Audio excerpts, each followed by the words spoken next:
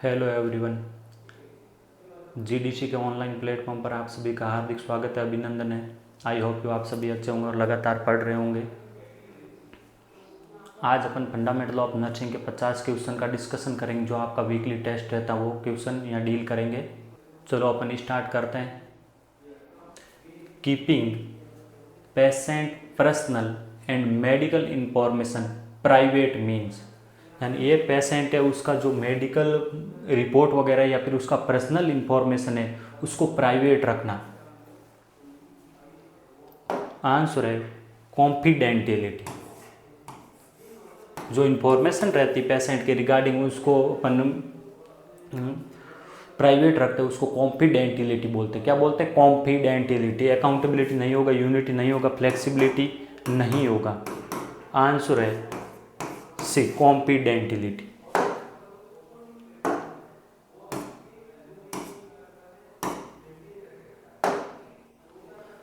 Professional negligence is legally termed as. Professional negligence को अपन किसके नाम से जाना जाता है? नेग्लिजेंसी को किसके नाम से जाना जाएगा? क्राइम, असॉल्ट, माल प्रैक्टिस या स्लेंडर? नेग्लिजेंसी को माल प्रैक्टिस के नाम से जाना जाता है। किसके नाम से जाना जाएगा? Malpractice. Malpractice and negligence, MN ऐसा याद रखना है। माल प्रैक्टिस को किस नाम से जाना जाता है? नेग्लिजेंसी के नाम से। नेक्स्ट,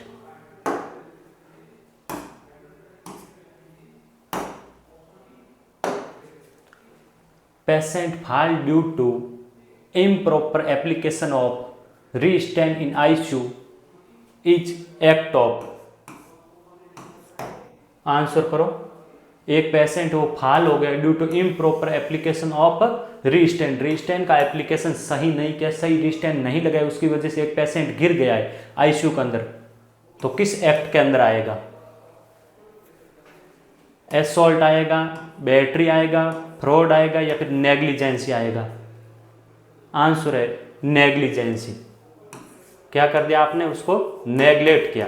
नेग्लिजेंसी, माल प्रैक्टिस के अंदर आएगा ये आपका। सी।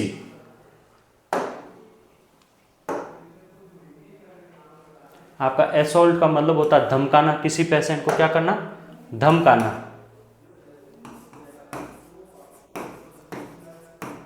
धमकाना असॉल्ट होगा, या फिर डराना, धमकाना कि मैं तुम्हें नीचा फेंक दूंगी, तुम्हें बांध दूंगी, तुम्हारे साथ ये कर देंगे, ये क्या सारे असॉल्ट के एग्जाम्पल है।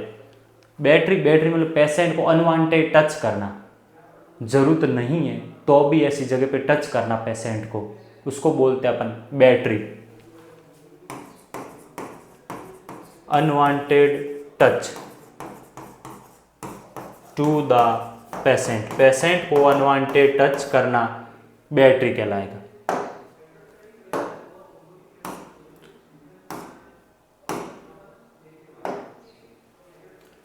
Giving wrong medication to a patient, एक पेशेंट को रॉन्ग मेडिकेशन दे देना, गलत मेडिकेशन दे देना, किस नाम से जाना जाएगा? असॉल्ट बोलेंगे या बैटरी बोलेंगे या न्यूसेंस बोलेंगे?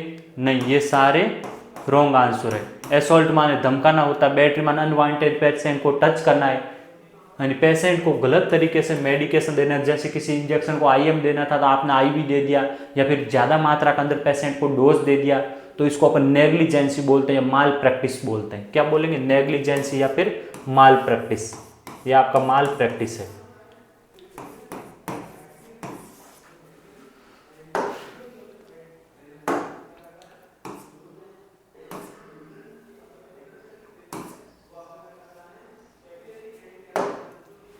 A nurse inject a small amount of antibiotic intradermally या subcutaneously and observe for hypersensitivity reaction.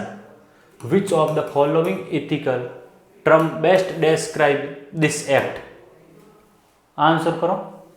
एक नर्स ने small amount of antibiotic intradermally inject किया है या फिर सबकुटेनियस इंजेक्ट किया है, और वो ऑब्जर्व कर रही है हाइपर सेंसिटिविटी रिएक्शन के बारे में कि रिएक्शन कैसा, हाइपर सेंसिटिविटी रिएक्शन हुआ है या फिर नहीं हुआ पेशेंट के अंदर। जैसा आप किसी पेशेंट को एंटीबायोटिक वगैरह देते हो या लिग्नोकैन का इंजेक्शन देते हो तो उससे पहले आप एएसटी करते हो, एंटी सेंसिटिविटी टेस्ट करते हो। क्या करते हो? एएसटी करते हो, एंटी सेंसिटिविटी टेस्ट किया जाता है। इसके अंदर 0.1 ml जो ड्रग है वो लिया जाएगा और उसको इंट्राडर्मल रूट पे द्वारा लगाया जाएगा। कहाँ पे लगाई जाएंगे? Anterior aspect of the four arm पे। कहाँ पे लगाएंगे? फोर आर्म पे मोस्टली अपन लगाते हैं।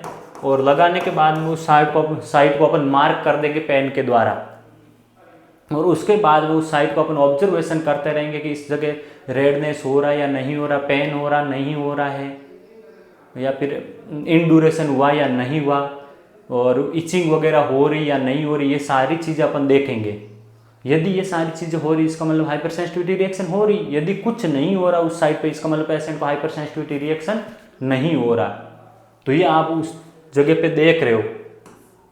तो इसके लिए बेस्ट टर्म कौन सा रहेगा? ऑटोनॉमी। ऑटोनॉमी का मतलब होता है स्वतंत्र होना, आज़ादी, इंडिपेंडेंसी। जस्टिस ये भी नहीं होगा। नॉन माल एफिशिएंसी, या फिर आपका होगा बेनिफिशियंसी। आंसर है नॉन माल एफिशिएंसी, यानी पेशेंट को नुकसान नहीं होना चाहिए। पेशेंट को फायदा हो या ना हो, लेकिन पेशेंट को नुकसान नहीं होना चाहिए। तो अपन देखना चाह रहे हैं कि पेशेंट को नुकसान नहीं हो। यदि हाइपर सेंसिटिविटी रिएक्शन हो गया, पेशेंट को बहुत ज़्यादा नुकसान हो जाएगा, उसको अपन इजीली मैनेज नहीं कर पाएंगे। तो नॉन माल एफिशिएंसी मतलब पेशेंट को फायदा हो या ना हो, लेकिन पेशेंट का नुकसान नहीं होना चाहिए। Not harm to patient. Answer क्या होगा? डी, नॉन माल एफिशिएंसी।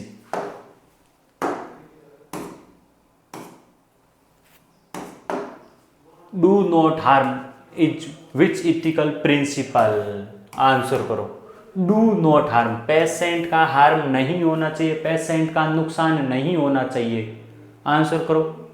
वेरासिटी बोलेंगे, बेनिफिशियंसी बोलेंगे, या नॉन माल एफिशिएंसी बोलेंगे, या जस्टिस बोलेंगे। जस्टिस मतलब न्याय, इसका तो कोई लेना देना नहीं है। वेरासिटी का मतलब होता है ट्रुथफुल, चीज़ों को सत्य बोलना। पेशेंट के सामने अपन को किसी भी चीज़ के बारे में झूठ नहीं बताना। जैसा उसका कोई भी रिपोर्ट है तो उसके बारे में झूठ नहीं बताना, और कुछ ट्रीटमेंट चल रहा है तो उसके बारे में सत्य बातें बतानी है। इसको बोलते हैं वेरासिटी। वेरासिटी का मतलब ट्रू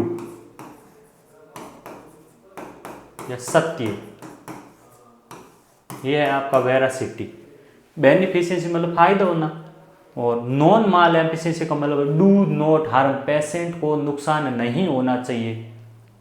इसका मतलब है नॉन माल एफिशिएंसी। आंसर है सी।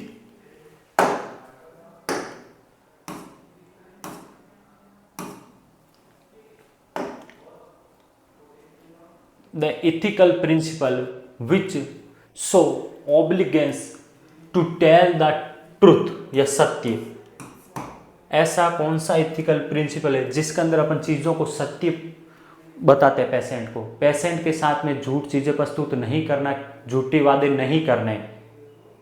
आंसर करो। ऑटोनॉमी, फाइडेलिटी, वेरासिटी या बेनिफिशिएंसी। आंसर है वेरासिटी। चीज़ों को सत्य बताना, झूठ नहीं बोलना है, झूठे प्रॉमिस नहीं करने। वेरासिटी। आंसर है veracity.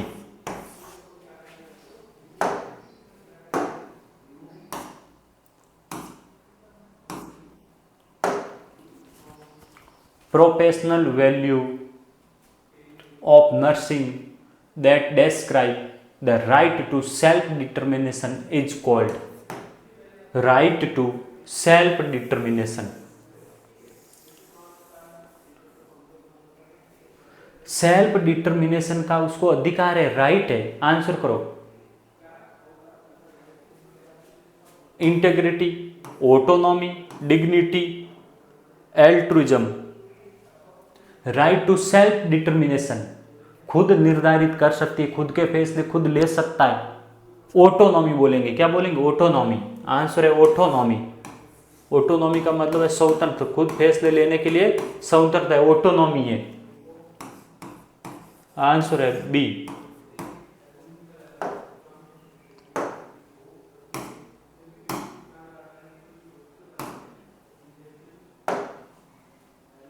The number of basic need of patient is identified by हिंडरसन या वर्जीनिया हिंडरसन। पेशेंट की बेसिक नीड कितनी होती है, इसके बारे में वर्जीनिया हिंडरसन ने बताया था। कितनी होगी? 15, 14, 17, 18। आंसर है basic need of patient according to Virginia Henderson 14 है। कितनी है? 14। Basic need of patient according to Virginia Henderson कितनी रहेगी? 14 रहेगी। और जो वर्जीनिया हेंडरसन ने नर्सिंग का डेफिनेशन दिया था वही डेफिनेशन एक्सेप्ट किया है WHO ने। अपन जो नर्सिंग का डेफिनेशन पढ़ते हैं वो अकॉर्डिंग टू वर्जीनिया हेंडरसन पढ़ा जाता है, और इन्होंने नर्सिंग के लिए पेशेंट के लिए बेसिक नीड कितनी दी थी? 14 दी थी। आंसर है बी।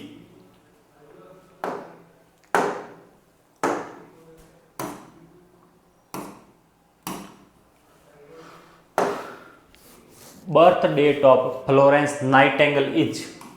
फ्लोरेंस नाइटिंगेल का बर्थ डेट कौन सा है? उनका जन्म कब हुआ था फ्लोरेंस नाइटिंगेल का?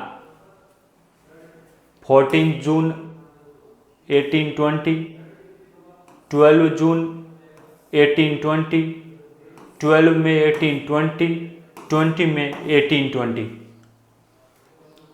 बताओ birth date of Florence Nightingale. Florence Nightingale का जन्म कब हुआ था? 12 मई 1820 को हुआ था। कब हुआ था? 12 मई 1820 को। सी।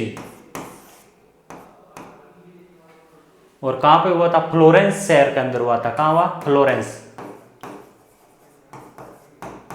फ्लोरेंस शहर के अंदर हुआ था।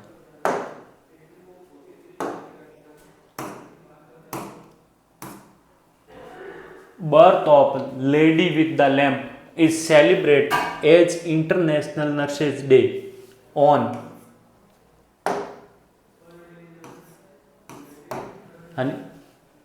Birth day of lady with the lamp. Lady with the lamp किसको बोलते हैं अपन? फ्लोरेंस नाइटिंगेल को बोलते हैं। लेडी विद द लैम्प कौन है? Florence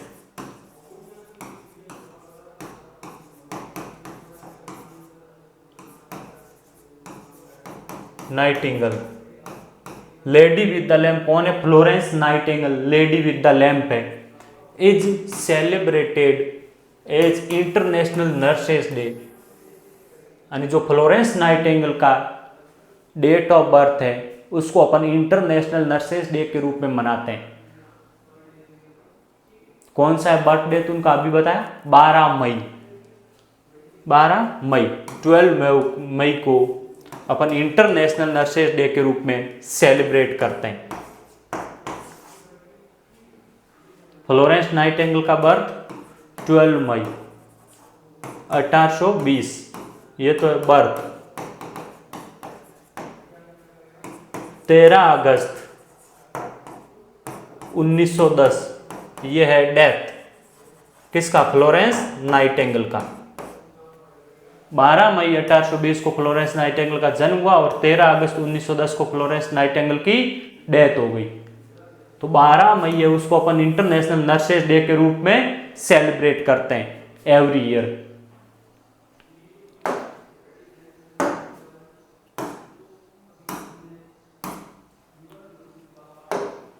universal precaution in hospital involve.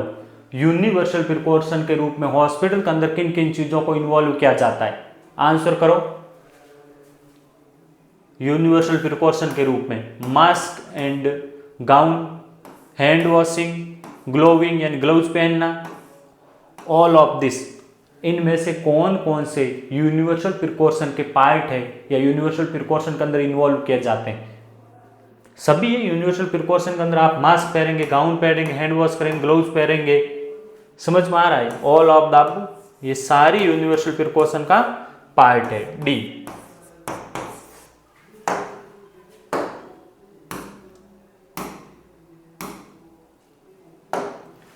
Simplest method of preventing cross infection.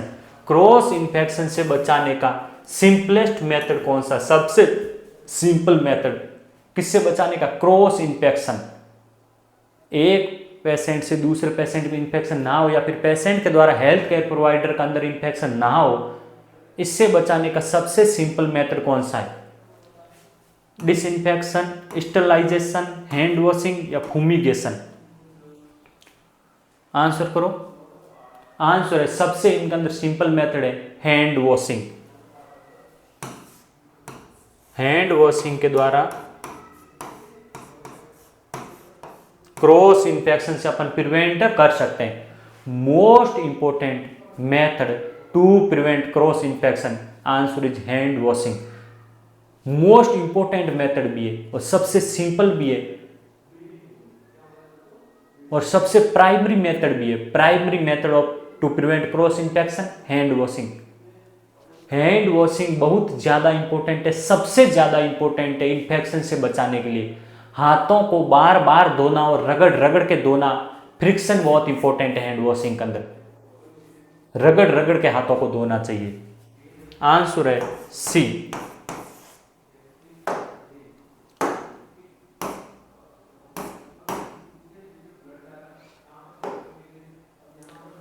How many movement of hand hygiene have been laid down by WHO?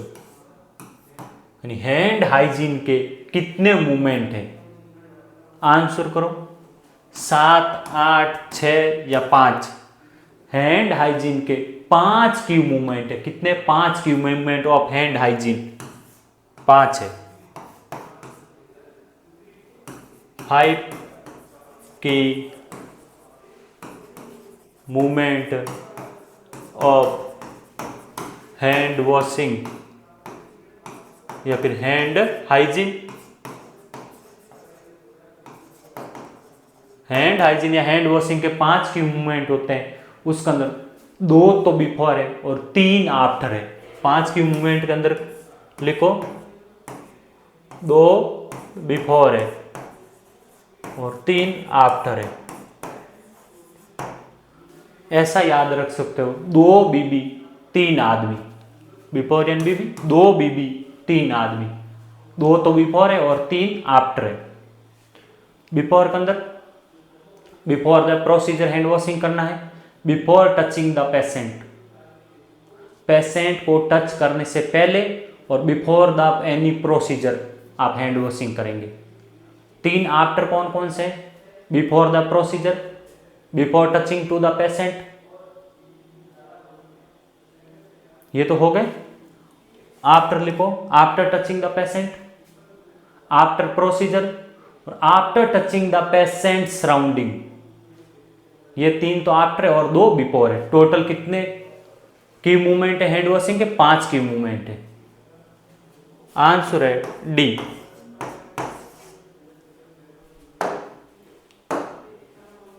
Next question की तरफ move कर रहे हैं। Question पढ़ो। In clinical situation which method for hand hygiene is to be preferred?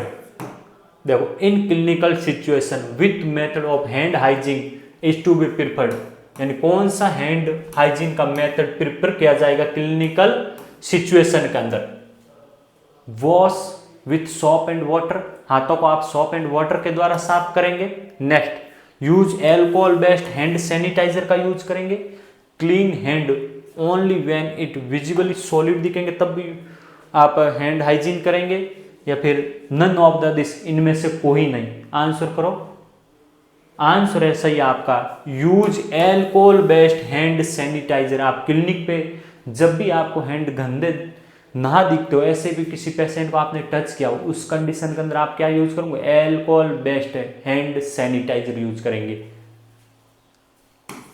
Alcohol based hand sanitiser, इसके अंदर लगभग 70% alcohol रहेगा। कितना रहेगा? 70% एल्कोहल यूज करते हैं। और कौन सा एल्कोहल यूज करेंगे? Isopropyl alcohol. कौन सा? आइसोप्रोपाइल। आइसोप्रोपाइल एल्कोहल यूज करते हैं। कितना परसेंट करेंगे? 70% आइसोप्रोपाइल एल्कोहल। और इसका इफेक्टिवनेस लगभग मैक्सिमम ही 15 से 20 सेकेंड के अंदर आ जाता है। और एयर के द्वारा हाथों को ड्राई होने देना है। हैंड ड्रायर का यूज नहीं करना है, एयर के द्वारा नेचुरली हैंड को ड्राई होने देना है। और इफेक्ट कितने टाइम में आएगा? लगभग 15 से 20 सेकेंड। 15 से 20 सेकेंड के अंदर इसका इफेक्ट आ जाएगा। आंसर है बी। नेक्स्ट क्वेश्चन की तरफ मूव कर रहे हैं। समझ में आया? नेक्स्ट क्वेश्चन देखो, पढ़ो। When one should go for hand washing with soap and water rather than hand hygiene by alcohol based hand rub? Answer करो। यानी आप क्या कर रहे हो? हैंड वॉशिंग कर रहे हो विद सोप एंड वाटर के द्वारा, rather than hand hygiene by alcohol based hand rub. Hand rub नहीं करके आप क्या कर रहे हो? हैंड वॉशिंग कर रहे हो। किसके द्वारा? एल्कोहल एंड वाटर के द्वारा। ऐसा कब करेंगे अपन? आंसर करो। After touching a patient, patient को टच करने के बाद में। If hand are visibly soiled, हाथ विजिबली सोइल्ड होंगे तब। Before touching the patient, patient को टच करने से पहले, या फिर before doing any aseptic procedure. Answer करो।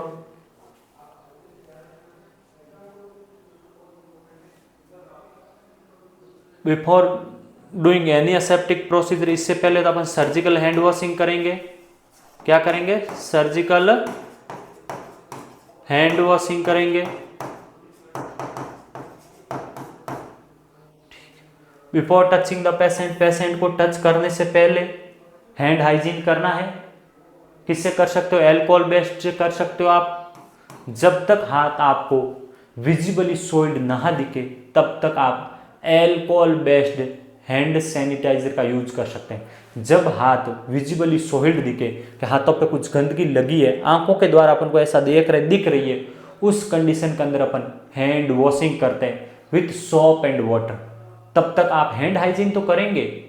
किससे करेंगे? एल्कोहल बेस्ड सैनिटाइजर से करेंगे। तो बिफोर टचिंग द पेशेंट किससे करेंगे? एल्कोहल से करेंगे। एल्कोहल से करना है।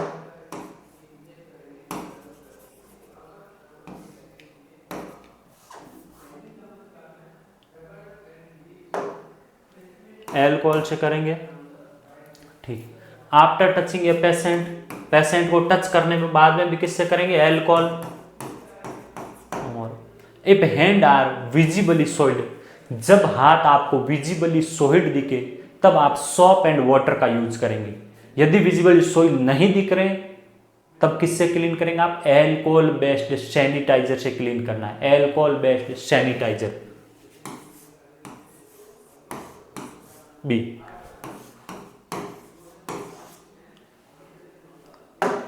नेक्स्ट क्वेश्चन की तरफ मूव करो। देखो क्वेश्चन, आंसर करो। The objective of BLS include, BLS के अंदर कौन सा ऑब्जेक्टिव इंक्लूड कर रखा? BLS basic life support. Full form क्या है? Basic life support. इसको आप क्या बोलते हो? और CPR के नाम से भी जाना जाता है, cardio pulmonary resuscitation. CPR cardio pulmonary resuscitation भी बोलते हैं। BLS के अंदर क्या इंक्लूड कर रखा है? आंसर करो। CAB, ABC, BSc या फिर BCA। आंसर करो। CPR के अंदर अपन कौन सा सीक्वेंस फॉलो करते हैं? CAB करते हैं। सबसे पहले क्या देखेंगे अपन? सर्कुलेशन। सबसे पहले क्या देखते हैं? सर्कुलेशन। सर्कुलेशन देखते हैं, उसके बाद में एयरवे मैनेज करते हैं, उसके बाद में ब्रीथिंग CAB। सबसे पहले सर्कुलेशन देखते हैं। सर्कुलेशन के लिए सबसे पहले आप क्या करते हो, चेस्ट कंप्रेशन करते हो। C for CPR, C for circulation, C for chest compression. सबसे पहले आप चेस्ट कंप्रेशन करेंगे। आंसर है CAB A। और यदि ऐसी ट्रॉमा का कंडीशन वगैरह होता तो सबसे पहले आप एयरवे मैनेजमेंट करते।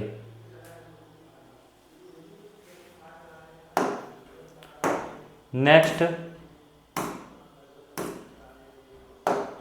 क्वेश्चन को पढ़ो, आंसर करो।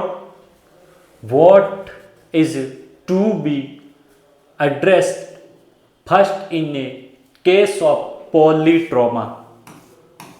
पॉलीट्रॉमा के अंदर आप सबसे पहले क्या करेंगे, सर्कुलेशन, ब्लड प्रेशर, एयरवे या neurology.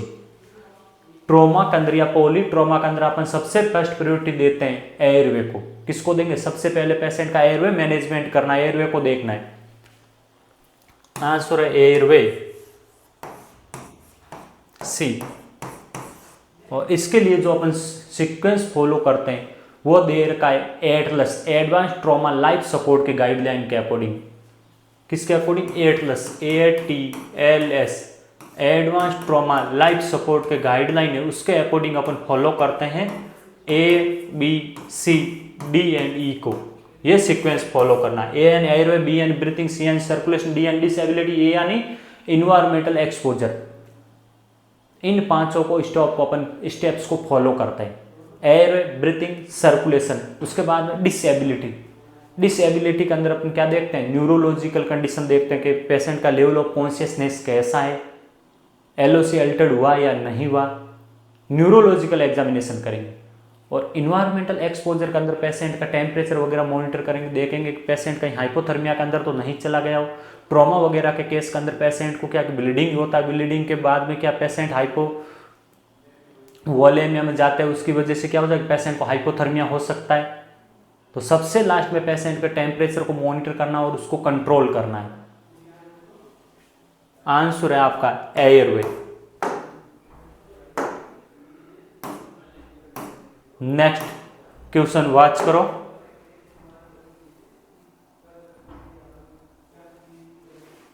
A unresponsive child is lying on floor. एक अनरेस्पॉन्सिव चाइल्ड है जो कहां पड़ा है, फ्लोर पे पड़ा है, अनरेस्पॉन्सिव है, रेस्पॉन्स नहीं कर रहा है। यू शुड फॉर हेल्प, आप क्या करना चाहते हो, हेल्प कर रहे हो उसका। Check so that the child is not breathing, बच्चा क्या नहीं कर रहा, ब्रीथ नहीं कर पा रहा है। The immediate action will be, आप क्या इमीडिएट एक्शन लेंगे, give external chest compression, give chest thrust and back blow, look for external defibrillator, start artificial respiration. Answer करो। अपन सबसे पहले आर्टिफिशियल रेस्पिरेशन स्टार्ट नहीं करते। यदि किसी पेशेंट का आप CPR भी कर रहे हो तो उसके अंदर सबसे पहले आप करते हैं चेस्ट कंप्रेशन। यदि CPR भी स्टार्ट कर रहे हो तो उसके अंदर सबसे पहले आप क्या करेंगे, चेस्ट कंप्रेशन करेंगे, उसके बाद हम ब्रीथिंग करेंगे। तो स्टार्ट आर्टिफिशियल रेस्पिरेशन ये तो अपन नहीं करेंगे, पहले क्या करेंगे, चेस्ट कंप्रेशन करेंगे। इससे पहले तो look for external defibrillator, external defibrillator का यूज करना है। ये तो पास में हो तो ठीक, नहीं हो तो यूज कहां से करेंगे, ये भी wrong. Give chest thrust and back blow, ये अपन यूज करते हैं इन्फेंट के अंदर। यदि एयरवे कंप्रोमाइज हो जाए, एयरवे ऑब्स्ट्रक्शन हो जाए उस कंडीशन के अंदर, या फिर पेशेंट कुछ एस्पिरेट वगैरह कर जाए तो उस कंडीशन के अंदर आप क्या यूज करेंगे, chest thrust and back blow का यूज करते हैं। किसमें करना है, इन्फेंट के अंदर। ये इन्फेंट के अंदर आप यूज करेंगे। 1 साल से छोटे बच्चों के अंदर फॉरेन बॉडी एस्पिरेशन को बाहर निकालने के लिए यूज करते हैं आप, एयरो ओपन करने के लिए यूज में लेते हैं बच्चों के अंदर। नेक्स्ट, ये भी इसका आंसर नहीं होगा। Give external chest compression, patient को बाहर से चेस्ट कंप्रेशन देना है। यानी पेशेंट के अंदर सीपीआर स्टार्ट करना, और सीपीआर के अंदर सबसे पहले आप क्या करते हैं, चेस्ट कंप्रेशन करते हैं। आंसर है ए।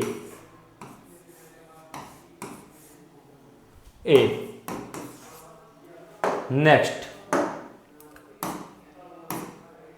क्वेश्चन वॉच करो एंड आंसर करो सभी। Carotid pulse should be check for, carotid pulse को आप कितने टाइम के लिए चेक करेंगे? 5 से 10 सेकेंड, 10 से 15 सेकेंड, 15 से 20 सेकेंड, या लेस देन 5 सेकेंड।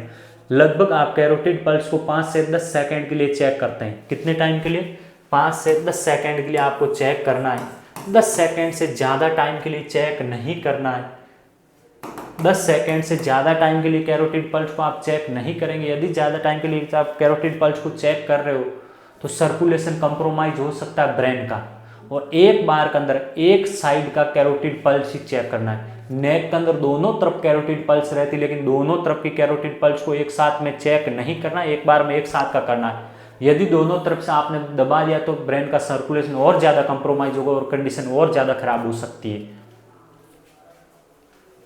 लिखो, not check carotid pulse more than 10 second in a time. एक टाइम के अंदर कितनी बार चेक करेंगे? 10 सेकेंड से ज़्यादा चेक नहीं करना है, कम करना है। और कैरोटिड पल्स को अपन इमरजेंसी के अंदर चेक करते हैं। कब करेंगे? इमरजेंसी सिचुएशन के अंदर चेक किया जाता है, और मोस्टली एडल्ट के अंदर चेक करते हैं अपन। किस में करेंगे? एडल्ट। और यदि किसी पेशेंट के अंदर आप सीपीआर करो तो उस टाइम भी कौन सा पल्स चेक करेंगे? एडल्ट के अंदर कैरोटिड पल्स चेक करेंगे। आंसर है 5 से 10 second.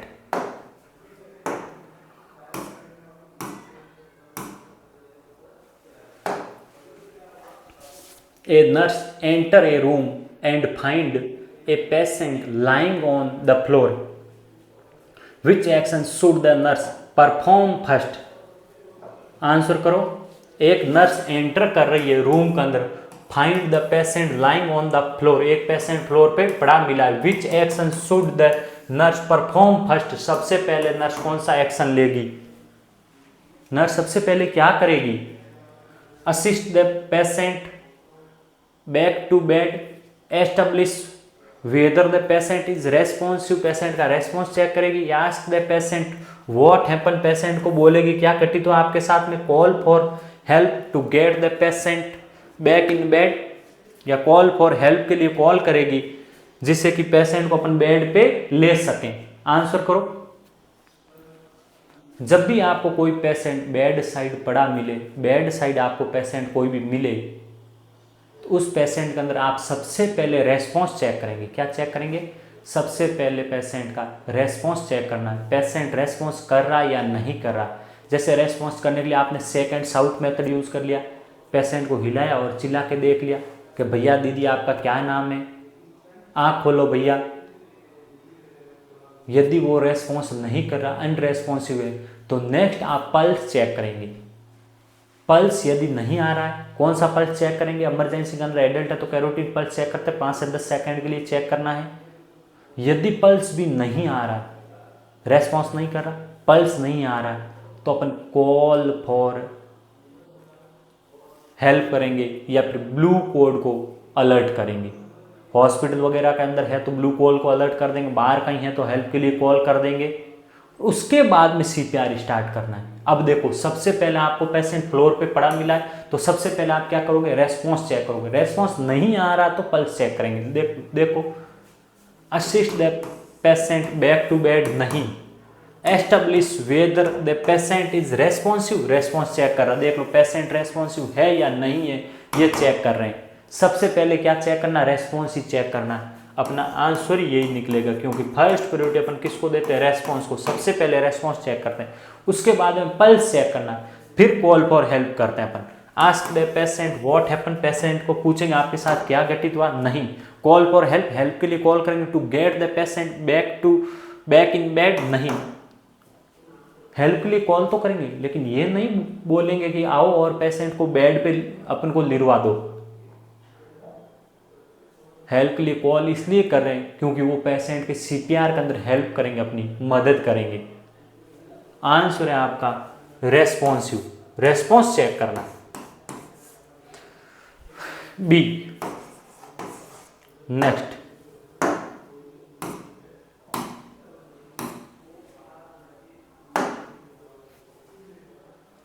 the nurse find the client unresponsive on the floor of the bathroom, which action should the nurse implement first? सबसे पहला नर्स एक्शन क्या लेगी? एक अनरेस्पॉन्सिव क्लाइंट है, कहाँ पे मिला है? बाथरूम में गिरा पड़ा मिला है नर्स को, यानी बाथरूम के अंदर एक अनरेस्पॉन्सिव पेशेंट पड़ा है, तो सबसे पहले नर्स क्या इंप्लीमेंट करेगी? सबसे पहले तो क्या करेगी nurse?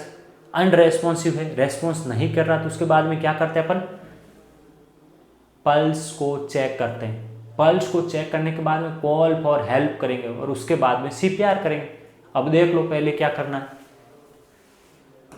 Check the client for breathing, breathing तो अपन चेक नहीं करते। Assess the carotid artery for the pulse, pulse के लिए आप कैरोटिड आर्टरी को चेक करेंगे, ये सही है। Check the client and shout, इससे तो आप रेस्पॉन्स चेक कर रहे हो, लेकिन क्वेश्चन के अंदर दे दिया पेशेंट अनरेस्पॉन्सिव है, कोई रेस्पॉन्स नहीं कर रहा, मतलब पहले रेस्पॉन्स आप चेक कर चुके हो, तो ये भी आंसर गलत है आपका। Call A code via the bathroom call light, ये भी गलत है।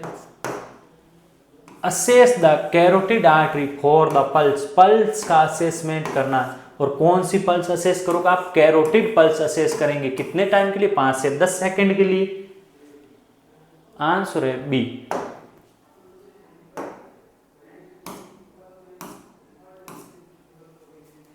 आई होप यू आपको सारी चीजें समझ में आ रही होगी एक एक एक एक करके। ये सारी चीजें आपको थ्योरी के क्लास के अंदर पढ़ा रखी है और उन्हीं का आपका टेस्ट लिया गया वीकली। यदि आपको टेस्ट देखना है तो आप एक जीडीसी के ऐप पे जाके देख सकते हैं, वहाँ पे आप टेस्ट दे सकते हैं और उसी का सॉल्यूशन यहाँ अब करवाया जा रहा है। When it is discovered that the patient has no carotid pulse or respiration, the nurse, यानी एक पेशेंट है उसके अंदर क्या नहीं हो रहा? No carotid pulse, pulseless है, पल्स नहीं आ रहा और रेस्पिरेशन नहीं आ रहा, तो नेक्स्ट आप क्या करेंगे? Clear the airway, give four full lungs inflate, compress lower sternum for 15 times, check for radial pulse.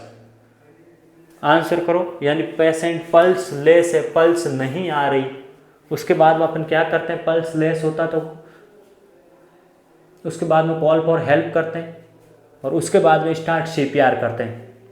तो यहाँ कहीं नहीं का कॉल फॉर हेल्प, तो अपन क्या करेंगे? स्टार्ट द सीपीआर, सीपीआर को स्टार्ट कर देंगे। क्लियर द एयरवे नहीं, give four full lungs inflate नहीं, कंप्रेस लोअर स्टर्नम, यानी कंप्रेस करना लोअर स्टर्नम को, चेस्ट कंप्रेशन दे रहे हो आप 15 टाइम्स, कितनी बार? 15 बार। लगभग आप एडल्ट की बात कर रहे हो तो लगभग चेस्ट कंप्रेशन एंड ब्रीथिंग का रेशियो रहता 30:2, कितना रहेगा? 30:2, चाहे आपको 1:2 बोले या 2:2 बोले, 30:2 के अंदर रहेगा। 30 चेस्ट कंप्रेशन है, 2 ब्रीथिंग है। नेक्स्ट आंसर है आपका इसका सी। चलो मूव करते हैं नेक्स्ट क्वेश्चन की तरफ। सभी बच्चे आंसर करो फटाफट, आंसर सभी को करना करो। Airway manoeuvre to open airway recommended in trauma patient, trauma patient के अंदर आप एयरवे को ओपन करने के लिए कौन से मेथड यूज लेंगे? हेड टिल्ट यूज में लेंगे, चिन लिफ्ट या जो थर्स्ट, या B and C? Head tilt chin lift दोनों साथ में दे तो हेड टिल्ट चिन लिफ्ट का अपन यूज नहीं करते। किसके अंदर? ट्रॉमा पेशेंट के अंदर। पेशेंट को क्या हो रखा है? ट्रॉमा हो रखा है, इसका मतलब पेशेंट को क्या हो रखा है? स्पाइनल इंजरी हो रखा है, स्पाइनल कोड अफेक्टेड है, सर्वाइकल इंजरी हो रखा है, ऐसा अपन को सस्पेक्टेड लग रहा है ट्रॉमा के पेशेंट के अंदर। क्या लग रहा है? सर्वाइकल इंजरी है, या फिर क्या हो सकता है? स्पाइनल इंजरी हो सकती है ट्रॉमा के अंदर। तो इन पेशेंट के अंदर अपन head tilt chin lift method use नहीं करते, और एक पूछे तो हेड टिल्ट यूज नहीं करना, तो कौन सा यूज करना है? जो थर्स्ट मेथड सबसे बढ़िया, इनमें से ये यूज कर सकते हो। और आप चिन लिफ्ट भी यूज कर सकते हो। इन यूज नहीं करना कौन सा? हेड टिल्ट, ये कंट्रा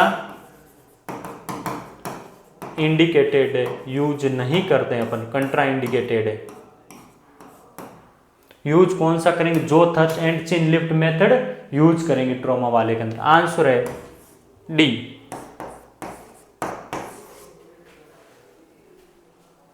यदि आपने हेड टिल्ट मेथड यूज कर दिया तो सर्वाइकल इंजरी और ज्यादा बढ़ सकता है, वर्स्ट हो सकती है इंजरी, इसलिए हेड टिल्ट नहीं करना है। चिन लिफ्ट सबसे बढ़िया मेथड है, उसका यूज करना, या फिर जो थर्स्ट यूज करना आप, जो थर्स्ट। आंसर है jaw thrust and chin lift.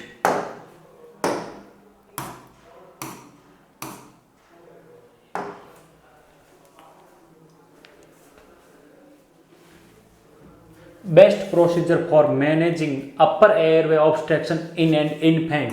Infant के अंदर बेस्ट प्रोसीजर कौन सा है मैनेज करने का अपर एयरवे ऑब्स्ट्रक्शन का?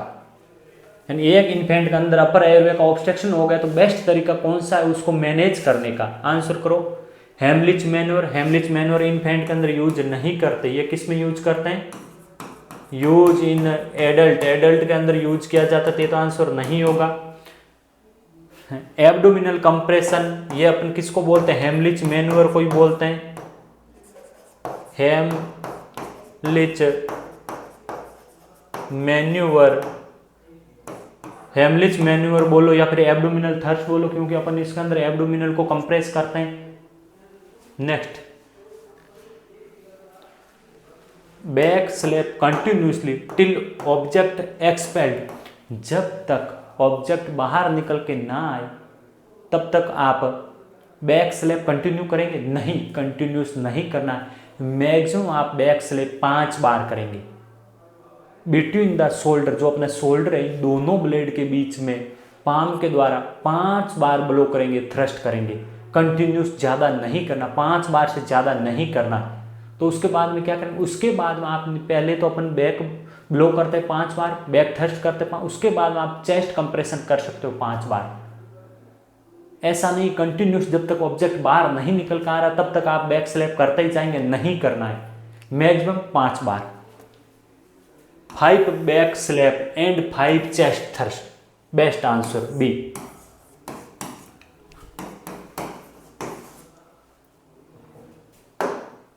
नेक्स्ट क्वेश्चन को वॉच करो और आंसर करो सभी।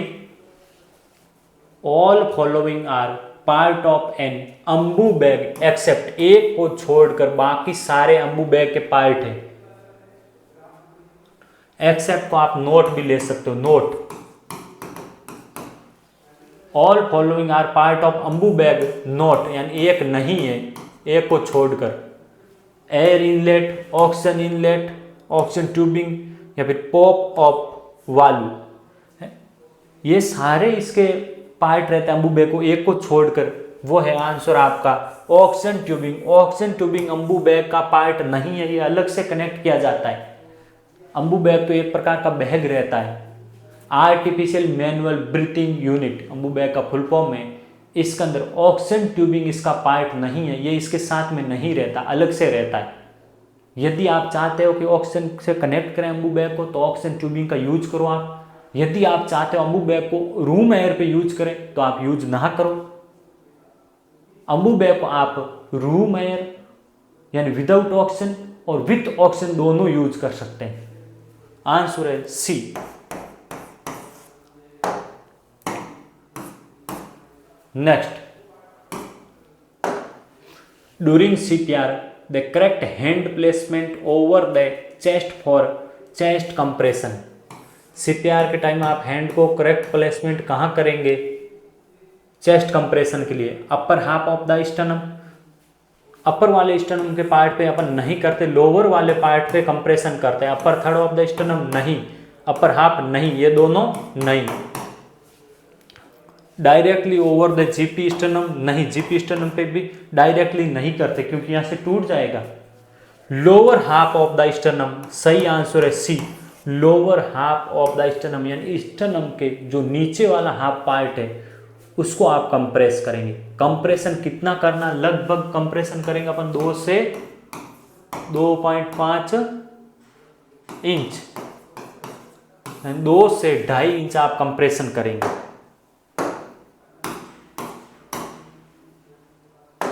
आंसर करो सभी। How chest compression is given in A newborn, newborn के अंदर आप चेस्ट कंप्रेशन कैसे देंगे? Using 2 thumb on lower third of sternum, ठीक है, 2 अंगूठों के द्वारा आप चेस्ट कंप्रेशन करेंगे, ये बात सही है, 2 अंगूठों के द्वारा करते हैं न्यूबॉर्न के अंदर, और lower half of the sternum पे करना है, ठीक है। Using palm on the lower third of the sternum, बिल्कुल सही बात, लोअर थर्ड ऑफ स्टर्नम करेंगे। यूजिंग पाम ये अपन यूज करते हैं चाइल्ड के अंदर, किसके अंदर? चाइल्ड के अंदर। चाइल्ड मानते हैं अपन 8 से 8 ईयर तक का बच्चा, 1 साल से 8 साल तक का बच्चा चाइल्ड के अंदर आएगा। यदि पूछता चाइल्ड के अंदर यूज करता तो अपन एक हाथ की पाम सरफेस यूज करते हैं और उसके द्वारा चेस्ट को कंप्रेस किया जाता है, किसके अंदर? चाइल्ड के अंदर। Using 3 finger on lower third of the sternum, हाँ लोअर थर्ड ऑफ स्टर्नम तो सही बात है, लेकिन यूजिंग 3 फिंगर का यूज नहीं करते, 2 फिंगर का यूज करते हैं।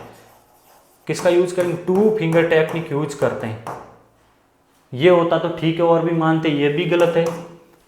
Using 2 finger on middle third of the sternum, and middle third of sternum पे 2 फिंगर टेक्निक का यूज करना, लेकिन 2 फिंगर टेक्निक और 2 थंब टेक्निक में से सबसे बेस्ट है, लेटेस्ट अपन मानते हैं 2 थंब टेक्निक। आंसर क्या आएगा? 2 थंब टेक्निक, ये वाला बेस्ट है दोनों के अंदर। दोनों की बात करें 2 finger technique and 2 thumb technique, तो बेस्ट कौन सा रहेगा? 2 थंब टेक्निक सीपीआर के लिए इन्फेंट के अंदर बेस्ट रहेगा। आंसर जाएगा ए। नेक्स्ट क्वेश्चन को वॉच करो एंड आंसर करो बच्चे। When performing external chest compression on an adult during CPR, the rescue should depress the sternum, यानी ड्यूरिंग सीपीआर एडल्ट के अंदर रेस्क्यू स्टर्नम को कितना डिप्रेस करेगा, कितना कंप्रेस करेगा स्टर्नम को? आंसर करो। 0.5 to 1 इंच करेगा, या फिर 1 to 1.5 इंच करेगा, या फिर 1.5 to 2 इंच करेगा, या फिर 2 to 2.5 इंच। लगभग अपन 2 से 2.5 इंच चेस्ट कंप्रेशन करते हैं एडल्ट के अंदर। कितना करते हैं? एडल्ट की बात करें तो 2 से 2.5 इंच चेस्ट कंप्रेशन करते हैं। समझ में आ रहा है? और लगभग बच्चों की बात करें तो 1.5 से 2 इंच तक कितना करते हैं? ये 1.5 से 2 इंच तक बच्चों के अंदर चेस्ट कंप्रेशन करते हैं। और इन्फेंट वगैरह का पूछे तो 0.5 से 1 इंच, ये इन्फेंट के अंदर चेस्ट कंप्रेशन है। Infant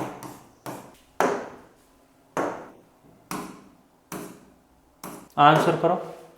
While performing CPR on a 5-year-old, the nurse palpate for pulse. Which of the following site is best for checking the pulse during CPR in 5-year-old child? यानी 5 साल old बच्चे के अंदर CPR के लिए कौन सी pulse सबसे best रहेगी? कौन सी पल्स चेक करना है? फीमोरल करेंगे, कैरोटिड करेंगे, रेडियल करेंगे, ब्रेकियल करेंगे? आंसर करो। सीपीआर के टाइम में ज्यादातर अपन रेडियल पल्स तो किसी के अंदर चेक नहीं करते। कैरोटिड पल्स किस में चेक करते हैं? एडल्ट के अंदर कैरोटिड पल्स चेक किया जाता है।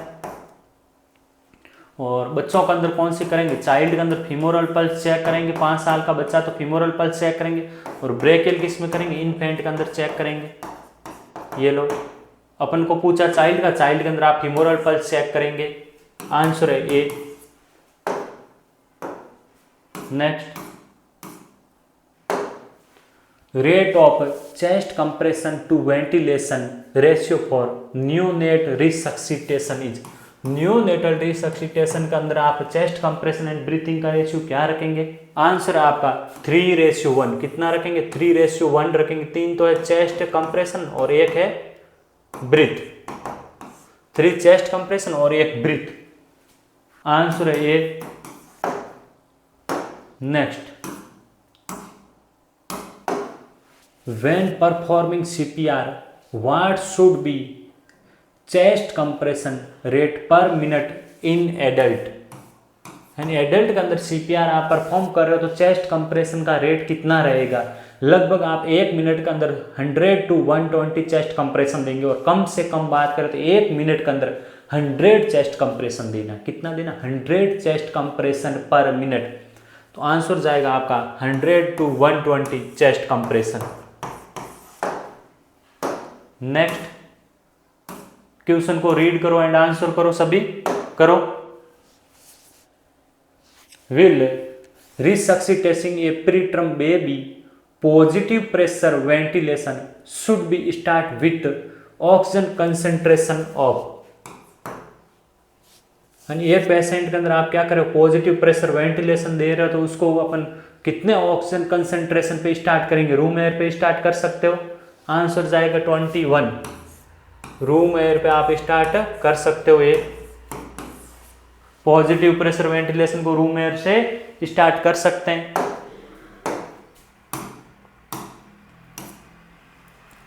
क्वेश्चन को वॉच करो। What should rescue do after the automated external defibrillator AED deliver shock wheel doing BLS या ACLS, यानी एक पेशेंट के अंदर आप क्या कर रहे हो, BLS कर रहे हो, बेसिक लाइफ सपोर्ट दे रहे हो, या फिर ACLS advance cardiac life support दे रहे हो, तो उस टाइम आप शॉक देने के बाद में क्या करेंगे? Immediate check the carotid pulse for no more than 10 second? नहीं। ऑटोमेटेड एक्सटर्नल डिफिब्रिलेटर के बाद अपन तुरंत कैरोटिड पल्स को चेक नहीं करते हैं। इमीडिएटली रीस्टार्ट CPR और beginning with the chest compression, wait for the AED to reanalyse the rhythm, provide two breath to the victim. Answer pro AED के तुरंत बाद में, ऑटोमेटिक एक्सटर्नल डिफिब्रिलेटर के तुरंत बाद में अपन CPR स्टार्ट करते हैं। क्या करना? CPR देना है। तो इमीडिएटली रीस्टार्ट CPR, क्या करते हैं अपन? इमीडिएटली CPR को स्टार्ट करना है। CPR देंगे पेशेंट के अंदर immediate. Beginning with chest compression, chest compression के साथ में शुरुआत करना है। CPR के अंदर सबसे पहले आप चेस्ट कंप्रेशन करते हैं। आंसर है B. Next,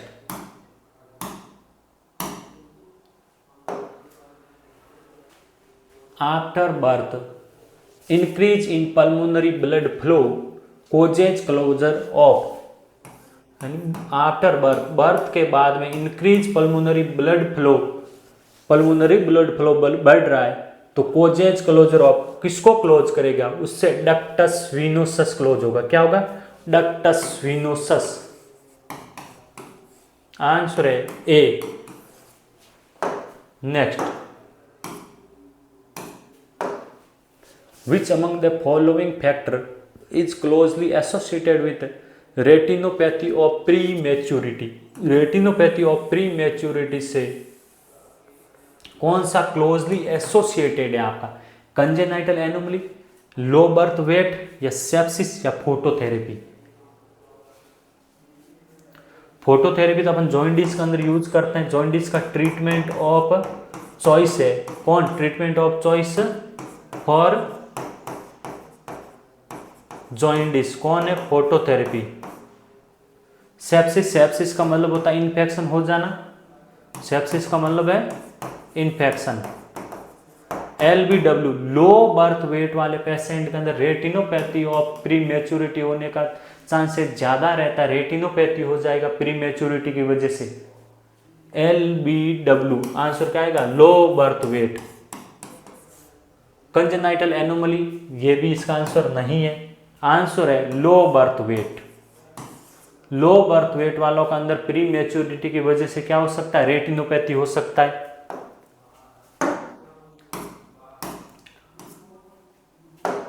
The nurse is administering oxygen to a client with chest pain who is restless. What is the method of oxygen administration that is least likely to increase apprehensive in the client? Answer करो। सभी answer करो। The nurse is administer oxygen to a client with chest pain who is restlessness. एक client है कैसा है, restlessness है और उसको क्या हो रहा है, चेस्ट पेन हो रहा है, तो नर्स उसके अंदर ऑक्सीजन देना चाहती है। तो ऐसा कौन सा मेथड है जिसके द्वारा नर्स ऑक्सीजन दे सकती है, ऐसा कौन सा मेथड यूज करेगी नर्स ऑक्सीजन देने के लिए, आंसर करो। Nasal cannula, catheter, venturi mask या फिर रीब्रीथिंग मास्क। नर्स यदि यूज भी कर रही है, यदि नर्स का पूछा है नर्स कौन सा मेथड यूज करेगी ऑक्सीजन देने के लिए, आंसर है नेजल कैनुला। नर्स कैनुले के द्वारा ऑक्सीजन दे सकती है, कैनुला मेथड का यूज कर सकती है, आंसर है नेजल कैनुला ए। बाकी ये सारे मेथड नर्स यूज नहीं करती है, डॉक्टर का ऑर्डर होगा तभी आप यूज कर सकते हो। और नेजल कैनुले के द्वारा भी ऑक्सीजन दे रही तो उसके अंदर भी लो फ्लो रेट पे देंगी, 1 या 2 लीटर पे चला दिया, हाई फ्लो रेट पे नर्स ऑक्सीजन नहीं दे सकती। नेक्स्ट,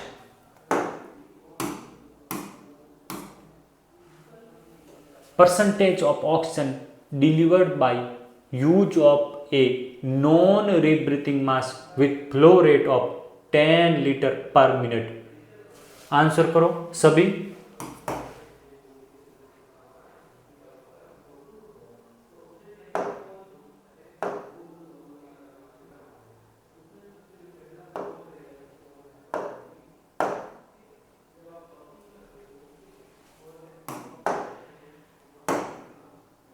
आंसर करो। Percentage of oxygen deliver by nurse for a non rebreathing mask with flow rate of 10 litre per minute, यानी non rebreathing mask NRBM, non rebreathing mask का use कर रहे हो, उसके द्वारा आप फ्लो रेट कितना रख रहे हो, 10 लीटर पर मिनट रख रहे हो, तो कितना परसेंटेज ऑक्सीजन डिलीवर होगा, आंसर है लगभग 90 से 95% आप ऑक्सीजन डिलीवर कर रहे हो। कितना कर रहे हो, 90 to 95%। आंसर है D. Next,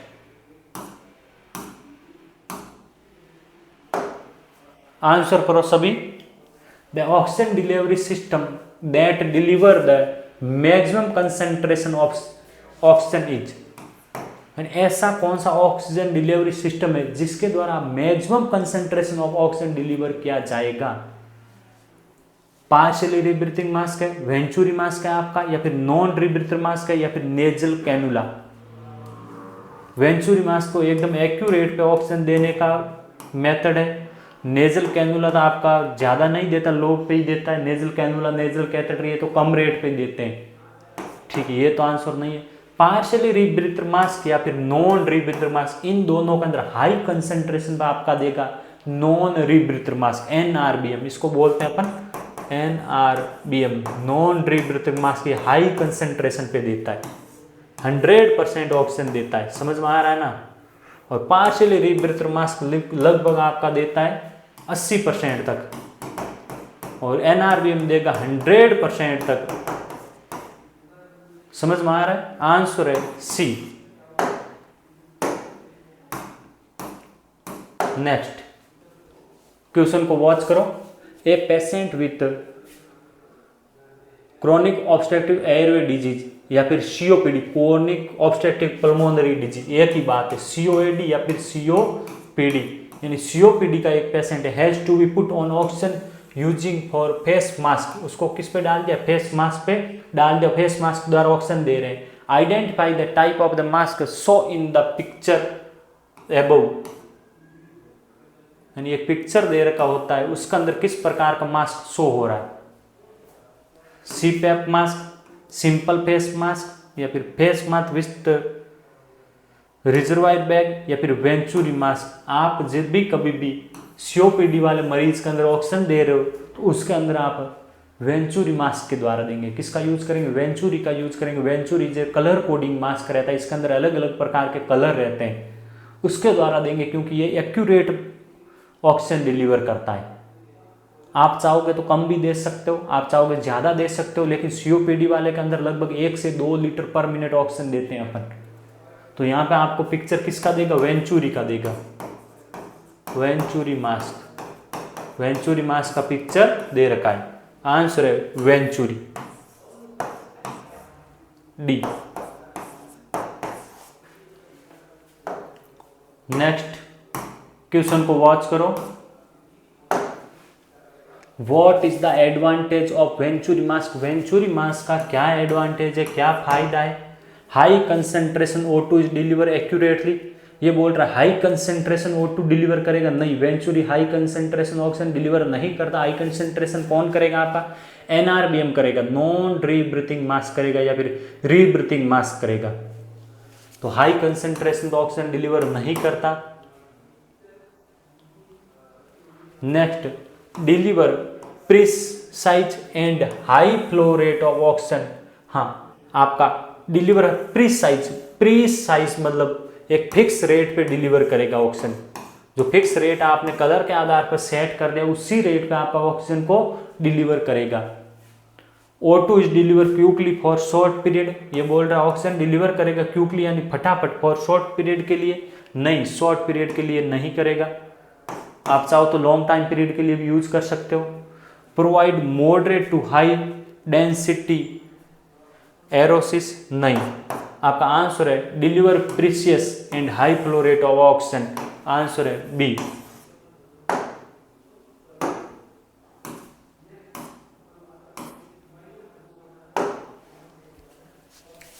the amount of oxygen in litre per minute that is administer using a non rebreathing mask, in NRBM का यूज करके आप कितना लीटर पर मिनट ऑक्सीजन दे सकते हो। NRBM के द्वारा आप लगभग 15 लीटर पर मिनट तक ऑक्सीजन दे सकते हो, एक बार में 15 लीटर पर मिनट तक दे सकते हैं NRBM के अंदर। आंसर जाएगा 10 से 15 litre per minute, D.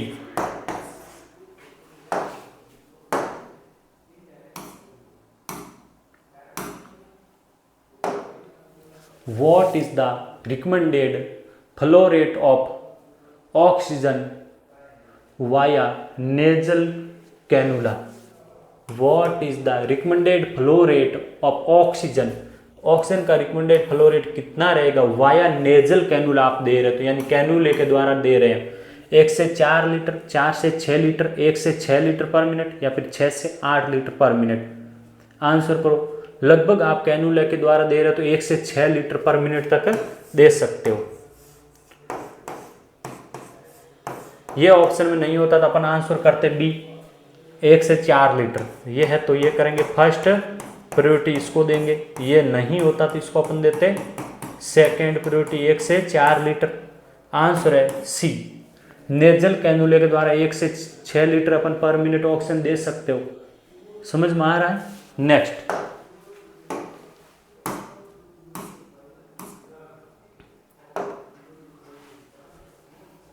you are connecting a nasal cannula to a patient who require oxygen. You are setting the oxygen flow to 5 litre per minute. आपने एक patient को नेजल कैनुला पे oxygen लगाई है और उसके अंदर कितना चला दिया, 5 लीटर पर मिनट पे चला दिया। How much FiO2 and fraction of inspired O2 will be deliver to the patient. Patient को अपन कितना FiO2 डिलीवर कर पाएंगे यदि पेशेंट को 5 लीटर पर मिनट पे चला रखा है तो। आंसर करो। लगभग आपका 1 लीटर पर मिनट है, कितने पे, 1 लीटर पे चला रखा, तो इसका मतलब आप 24% दे रहे हो। और 2 लीटर पर मिनट पे चला रखा है तो आप लगभग दे रहे 28%। ऐसा +4 करते जाना है। 3 लीटर पर मिनट पे आप चला रहे हो, कितने पे, 3 लीटर पर मिनट पे लगभग 32% दे रहे हो। 4 लीटर पर मिनट पे चला रखा है तो लगभग आप दे रहे हो 36%। और आपने 5 लीटर पर मिनट पे चला रखा, क्वेश्चन के अंदर दे रखा 5 लीटर पर मिनट पे चला रखा है तो लगभग आप दे रहे हो 40% ऑक्सीजन। +4 करते जाना है। 1 लीटर का मतलब है आप 24% ऑक्सीजन दे रहे हो। कितना दे रहे हो? 24%। 5 लीटर का मतलब आप 40% FiO2 दे रहे हो। डी।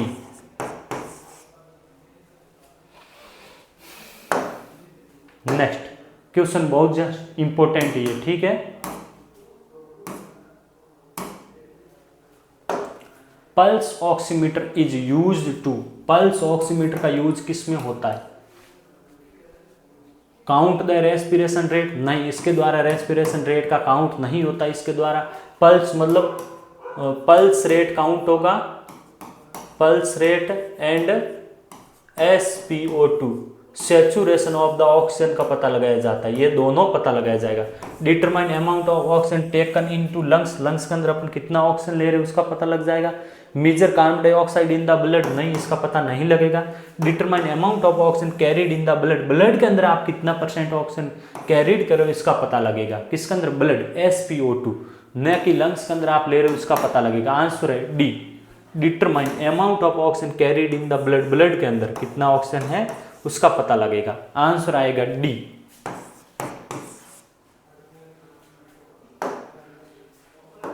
नेक्स्ट आंसर करो। Pulse oximeter is use to measure, किसका मीजर करने के लिए पल्स ऑक्सीमीटर का यूज करेंगे आप? Oxygen saturation of the blood, बिल्कुल सही बात है। Pulse rate, none of the this, नहीं, A and B। Answer C सही। क्या क्या माप सकते हैं इससे आप? पल्स रेट का मीजर कर सकते हो और क्या करेंगे? ऑक्सीजन का सेचुरेशन का पता लगा सकते हो आप।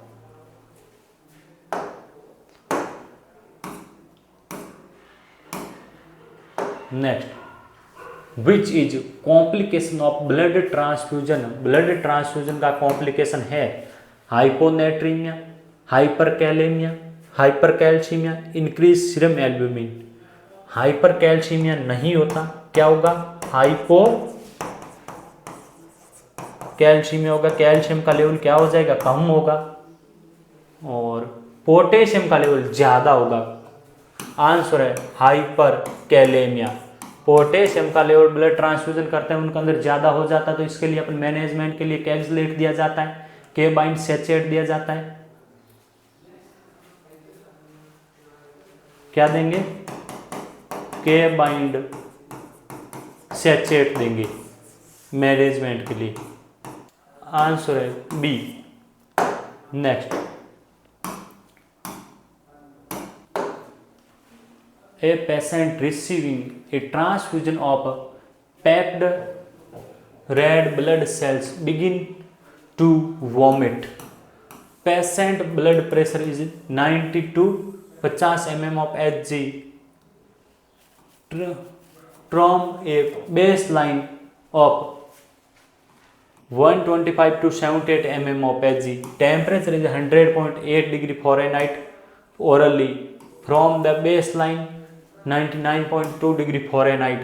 Nurse determine that the patient may be experience which complication of the blood transfusion.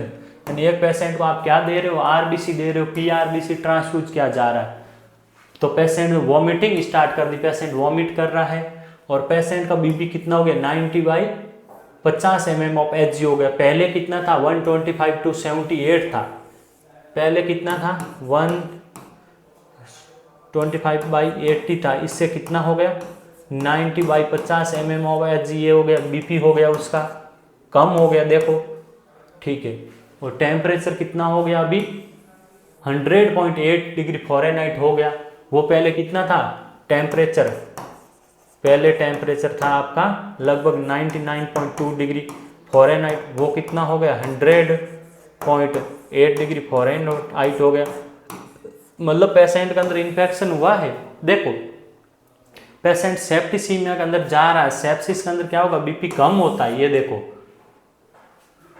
Nurse determine that the patient may be experiencing which complication of the blood transfusion। कौन सी कॉम्प्लिकेशन हुआ? Delay transfusion reaction हुआ? नहीं, transfusion reaction तो नहीं हुआ। और transfusion reaction होता तो इमीडिएट होता, तुरंत ट्रांसफ्यूजन रिएक्शन ज्यादा होते हैं, एनाफाइलेटिक रिएक्शन ज्यादा होते हैं। ट्रांसफ्यूजन रिएक्शन के अंदर तो ये माना बीपी तो कम होगा लेकिन टेम्परेचर इतना ज़्यादा नहीं बढ़ेगा, समझ में आ रहा है ना। तो ये तो आंसर नहीं है। सर्कुलेटरी ओवरलोड के अंदर टेम्परेचर नहीं बढ़ता, बीपी तो चलो क्या पता कम हो जाता है आपका सर्कुलेटरी ओवरलोड के अंदर, क्रेकल्स वगैरह प्रेजेंट रहेंगे, जुगुलार वेन डिस्टेंशन रहेगा, ये सारी चीज़ें देखने को नहीं मिल रही। रेस्पिरेटरी डिस्ट्रेस मिलेगा, ये सारा नहीं बताया कि ऐसा प्रेजेंट है, तो सर्कुलेटरी ओवरलोड नहीं होगा। हाइपरकैलेमिया होगा, नहीं होगा, ऐसा कोई ईसीजी चेंज है जिसने नहीं बताया कि हाइपरकैलेमिया हो रहा है। तो क्या हुआ पेशेंट को, सेप्टिसीमिया हुआ। सेप्टिसीमिया के अंदर पेशेंट को क्या हुआ, इन्फेक्शन हुआ। इन्फेक्शन की कंडीशन के अंदर पेशेंट का टेम्परेचर बढ़ जाएगा। आंसर है ए।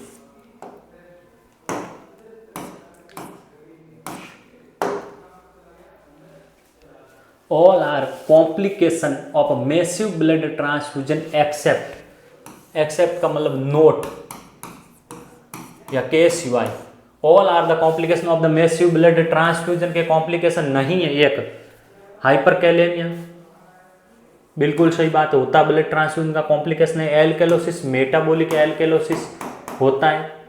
हाइपरकैल्सीमिया या हाइपोथर्मिया होता है क्योंकि पेशेंट के अंदर आप मैसिव ब्लड ट्रांसफ्यूजन कर रहे हो। मैसिव ब्लड ट्रांसफ्यूजन कर रहे हो तो बहुत ज़्यादा मात्रा के अंदर कम समय के अंदर ब्लड दे रहे हो आप, तो उससे पेशेंट का टेम्परेचर कम हो सकती है क्योंकि ब्लड को तो स्टोरेज अपन लगभग 4 डिग्री सेल्सियस पे करते हैं या फिर 2 से 8 डिग्री सेल्सियस पे किया जाता है। एक्यूरेट बात करें तो 4 डिग्री सेल्सियस पे करते हैं या फिर 4 से 6 डिग्री सेल्सियस पे रखा जाता है। तो वो पेशेंट को ब्लड आप ट्रांसफ्यूज कर रहे हो तो पेशेंट को क्या होगा, हाइपोथर्मिया होगा। ये सारे इसके कॉम्प्लिकेशन है, लेकिन हाइपोकैल्सीमिया ब्लड ट्रांसफ्यूजन का कॉम्प्लिकेशन नहीं है। तो क्या होगा, पेशेंट को हाइपोकैल्सीमिया होगा। हाइपरकैल्सीमिया नहीं होता, क्या होगा, हाइपोकैल्सीमिया होगा। हाइपोकैल्सीमिया होने का वजह क्या है पेशेंट के अंदर, due to citrate toxicity, citrate की वजह से। किसकी वजह से होगा, it is due to citrate toxicity, citrate की वजह से हो जाएगा। सिट्रेट ब्लड के अंदर मिला के रखते हैं अपन, एंटीकोगुलेंट का काम करता है। जो स्टोरेज ब्लड रहता है उसके अंदर सिट्रेट रहता है, तो इस सिट्रेट की वजह से क्या हो जाएगा, कैल्शियम कम हो जाएगा। आंसर है आपका सी, हाइपरकैल्सीमिया नहीं होगा पेशेंट के अंदर। पेशेंट के अंदर क्या होगा, हाइपोकैल्सीमिया होगा। नेक्स्ट एंड लास्ट क्वेश्चन, सभी वॉच करो एंड आंसर करो। Which is complication of blood transfusion, निम्न में से कौन सा ब्लड ट्रांसफ्यूजन का कॉम्प्लिकेशन है। इंक्रीज सीरम एल्ब्यूमिन नहीं, हाइपोनेट्रीमिया नहीं, हाइपरकैल्सीमिया नहीं, कैल्शियम ज़्यादा नहीं होता, हाइपरकैलेमिया पोटेशियम ज़्यादा होता पेशेंट के अंदर। क्या हो जाएगा, पोटेशियम का लेवल ज़्यादा देखने को मिलेगा। ये ब्लड ट्रांसफ्यूजन का कॉम्प्लिकेशन है। आई होप यू आपको क्लास अच्छी लगी होगी और सारी चीज़ें समझ में आई होगी। क्लास बहुत ज़्यादा इंपॉर्टेंट है, चीज़ों को पढ़ना है। यदि आप चाहते हो CHO के अंदर सिलेक्शन हो या फिर ग्रुप 5 के अंदर सिलेक्शन हो या नॉर्सेट के अंदर सिलेक्शन हो, तो ये बेसिक चीज़ें आपको आनी चाहिए। चलो टेक केयर, बाय।